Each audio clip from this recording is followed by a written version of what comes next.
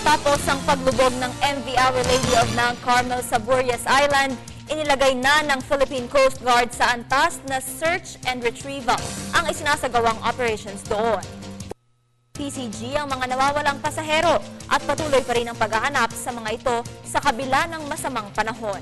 Para sa detalye, balitaan mo kami, Noel Perfecto.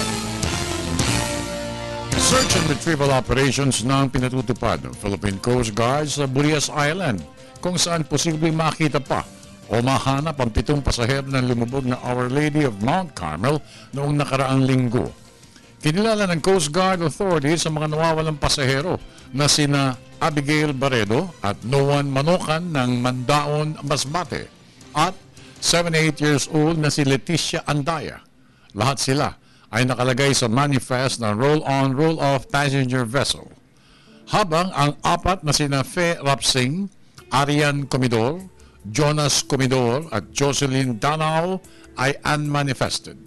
Ayon kay Ensign Donna Ramacho, Assistant Spokesperson ng Philippine Coast Guard, itinigil ang search and rescue operations ng mga otoridad matapos na walang matagpuan ni anumang senyales ng buhay sa kapaligiran ng karagatan na Masbate at dahil na rin sa patuloy na masamang panahon sa lugar.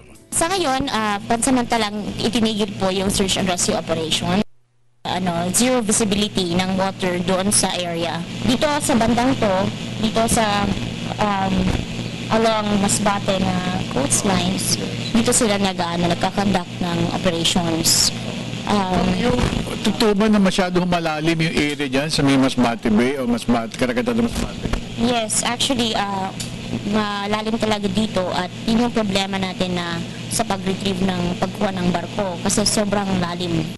Sa ngayong ani ay patuloy pa rin ang search and retrieval operations ni na Commodore Iron Reconquista, District Commander sa Bicol area, at walang humpay ang paggalugad ng mga ito sa mga lugar na maaaring pag-anuran ng mga nawawalang pasahero.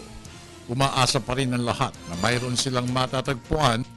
3 days na yung since nangyari yung insidente. So, we could only hope na at least ma-recover na lang natin yung mga bodies. Or kung sakasakaling may makuha man. Yes. Hopefully meron tayong makuha na buhay. At least, kaya kami continue pa rin yung operations natin kasi we are still hoping po na ganun din nga yung mangyayari. Ito ay ika-4 na araw ng paghahanap ng mga otoridad sa 7 na pasahero ng lumubog na Our Lady of Mount Carmel sa Burias Island. Para sa Telebisyon ng Bayan, ako naman si Noel Perfecto.